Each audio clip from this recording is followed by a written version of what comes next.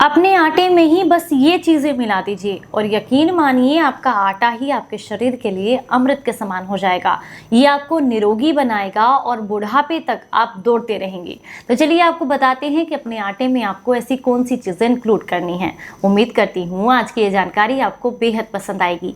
जानकारी अच्छी लगी तो मुझे अप्रिशिएट करने के लिए आज के इस वीडियो को लाइक, कमेंट और शेयर ज़रूर कीजिएगा।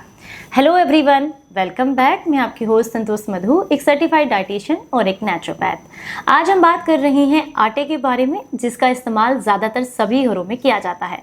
नॉर्मली हम सभी के घर में गेहूं के आटे का इस्तेमाल होता है, लेकिन आपको बता दें इसमें फाइबर की मात्रा बहुत कम होती है, इसीलिए कॉन्स्टिपेशन की दिक्कतें बढ़ती चली जा रही हैं। इसका एक रीज़न ये भी है कि ज़्यादातर घरों में पैकेट वाला आटा इस्तेमाल होता है, जो कि काफ़ी बारीक होता है। मार्केट में मिलने वाला जो पैकेट वाला आटा है, एक तो इसमें बहुत अधिक मात्रा में प्रिजर्वेटिव्स भी होते हैं, इसीलिए इसे इतने लंबे टाइम तक आप स्टोर कर सकते हैं।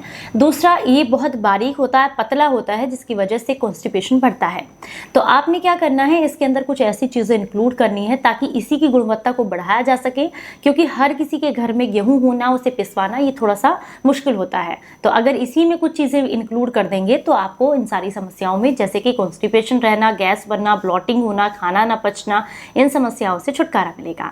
तो चलिए बात करेंगे सबसे पहली चीज़ के बारे में। उम्मीद करती हूँ आपको आज की जानकारी अच्छी लग रही होगी और इसे आप ज़्यादा से ज़्यादा लोगों तक शेयर करेंगे। सबसे पहली चीज़ है मेथी दाना। अगर आप मेथी दाने को अपने आटे में इंक्लूड करते हैं तो इसका इस्तेमाल करने से आपको मोटापे की प्रॉब्लम नहीं होती है, क्योंकि ज़्यादातर समस्याएं आजकल यही हैं कि फिजिकल एक्टिविटीज़ कम हो गई हैं और खाना खाना, यानी कि बैठकर काम करना और खाना, ये ही दो चीज़ें हमारी दिनचर्या में रह गई हैं।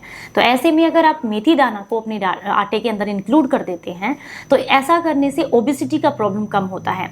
दूसरा, ये आपकी हड्डियों को मजबूत करता है, क्योंकि जिन लोगों को भी हड्डियों में, जोड़ों में दर्द रहता है, यानी कि वात की समस्या है, उनके लिए मेथी दाना अद्भुत काम करता है। जोड़ों से कट-कट की आवाज़ आती हो, या कोलेस्ट्रॉल बढ़ा हुआ हो, खून बहुत ज़्यादा गाढ़ा हो गया हो, नसों में ब्लॉकेज हो, या डायबिटीज़ बढ़ा हुआ हो, ऐसे में अगर आप मेथी दाना को अपने आटे में इंक्लूड कर देते हैं तो इससे आपके शरीर को बहुत लाभ मिलते हैं। इंक्लूड कैसे करना है, 1 या 2 चम्मच मेथी दाना लीजिएगा, हल्का सा ड्राई रोस्ट कीजिए, थोड़ा ठंडा हो जाए, पाउडर बना करके किसी डब्बे में रख लीजिए। 1-2 चम्मच तो मैं यूं ही कह रही हूँ, आप ज़्यादा अमाउंट में भी रख सकते हैं। अब मान लीजिए आपके पास 1 कटोरी गेहूं का आटा है, तो इसमें आपने 1 चम्मच ही मेथी दाना इंक्लूड करना है। इस रेशियो के साथ आप इसे ज़्यादा भी कर सकते हैं यूज़। इसका इस्तेमाल करने से सबसे ज़्यादा फायदा उन लोगों को होता है जिनके जोड़ों में बहुत लंबे समय से दर्द है, यानी कि गठिया की दिक्कत है, या फिर जिनका खून गाढ़ा होने की वजह से नसों में ब्लॉकेज आने लग गया है और हार्ट ब्लॉकेज की समस्या है, तो उनके लिए ये काफ़ी फायदेमंद रहता है। अब हम बात करेंगे दूसरी चीज़ के बारे में। दूसरी चीज़ है फ्लैक्स सीड्स, जिसे अलसी भी कहा जाता है। अलसी का इस्तेमाल करने से आपके शरीर को मल्टीविटामिन जैसे फायदे मिलते हैं, और अलसी एक ऐसा इंग्रेडिएंट है जिसमें ओमेगा 3 फैटी एसिड्स पाए जाते हैं, जो शरीर को काफ़ी लाभ देते हैं और हमारे हार्ट के लिए बहुत अच्छे होते हैं। तो आप क्या कर सकते हैं, अलसी को भी 3 से 4 चम्मच या ज़्यादा अमाउंट में भी लेकर के ड्राई रोस्ट कीजिए। इसको आप ठंडा कर लीजिए और फिर पीस कर पाउडर बना लीजिएगा। इस पाउडर को किसी एयरटाइट कंटेनर में भर के रखें। 1 कटोरी गेहूं का आटा लिया है तो आप इसमें भी 1 चम्मच अलसी का पाउडर मिक्स कर सकते हैं। ज़्यादा लोगों के लिए बनाना है, जैसे 2 कटोरी है, 3 कटोरी है, तो उसी हिसाब से आप इसकी मात्रा को बढ़ा सकते हैं। कैसे कैसे किन किन चीज़ों को कितना लेना है वो भी मैं वीडियो के एंड में बताऊंगी, तो इसलिए वीडियो को एंड तक जरूर देखिएगा। अलसी का इस्तेमाल करने से बाल झड़ने बंद हो जाते हैं, आंखों की रोशनी बढ़ती है, हाई कोलेस्ट्रॉल का प्रॉब्लम कम होता है, नसों का ब्लॉकेज खुलता है, और अगर आप बहुत लंबे समय से फैटी लीवर की समस्या से परेशान हैं तो उसमें भी काफ़ी लाभ मिलते हैं। अलसी में पाए जाने वाले जितने भी इंग्रेडिएंट्स हैं उनकी लिस्ट सामने स्क्रीन पर आप आसानी से देख सकते हैं। इसी से आपको अंदाजा लग जाएगा कि अलसी हमारे शरीर को कितना लाभ देती है। अब हम बात करेंगे तीसरी चीज़ के बारे में, जो कि हमारे शरीर को अद्भुत लाभ देती है। चाहे आपके शरीर में वात बढ़ा हुआ हो, पित्त बढ़ा हुआ हो, या कफ की प्रकृति के हों आप, इन तीनों ही समस्याओं में अगली चीज़ आपको काफ़ी लाभ देगी। हम बात कर रहे हैं यहाँ पर तिल के बारे में, जिसे सीसम भी कहा जाता है। तिल का इस्तेमाल अगर आपको काले मिल जाते हैं तो ज़रूरी कीजिएगा, वो बहुत फायदेमंद है, पर अगर नहीं मिलता है तो सफ़ेद तिल का इस्तेमाल भी किया जा सकता है। तिल का इस्तेमाल करने से जोड़ों के दर्द की समस्या दूर होती है, हाई कोलेस्ट्रॉल कम होता है। इसके अलावा अगर बहुत लंबे समय से यूरिक एसिड की समस्या से परेशान है तो उसमें भी लाभ मिलता है। अगर आप बहुत लंबे समय से कंधे में दर्द, कमर कमर में दर्द, साइटिका का प्रॉब्लम या बाल झड़ने की समस्या से परेशान हैं, आंखों की रोशनी कमजोर है तो उसमें भी लाभ मिलता है। तिल में पाए जाने वाले जितने भी इंग्रेडिएंट्स हैं उनकी लिस्ट सामने स्क्रीन पर आप आसानी से देख सकते हैं।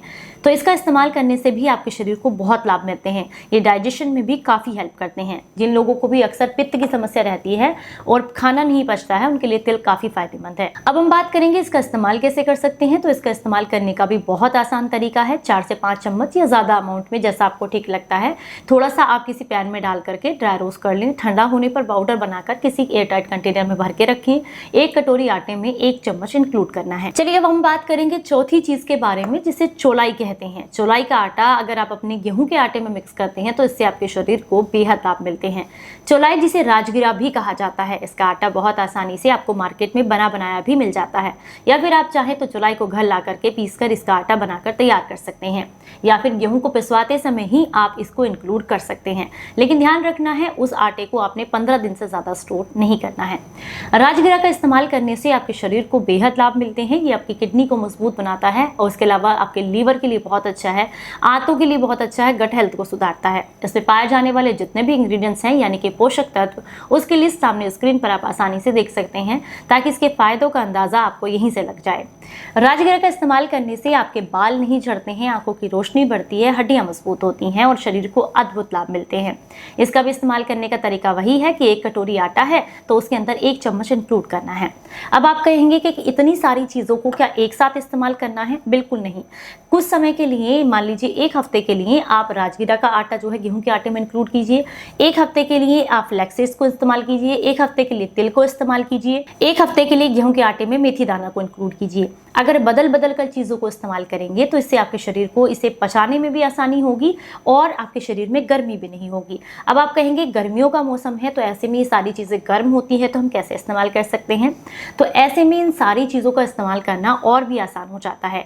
आप कम अमाउंट ले सकते हैं। मान लीजिए 1 कटोरी आटा है तो उसमें आधा चम्मच इंक्लूड कीजिए। रोटी बनाइए। तो ऐसे करने से आपको ये जो चीज़ें हैं, जितनी भी मैंने आपको बताई है, चाहे वो आपका मेथी दाना हो, चाहे वो आपका चौलाई हो, चाहे वो फ्लैक्स सीड्स हो, इनमें से कोई भी चीज़ आपको गर्मी नहीं करेगी, क्योंकि जब आप इसकी रोटी बनाकर खाते हैं तो इसका अमाउंट बहुत कम हो जाता है। जो चीज़ें आपने इस्तेमाल की हैं, इससे आपके शरीर में पित्त नहीं बढ़ता है, ये पित्त को शांत करता है।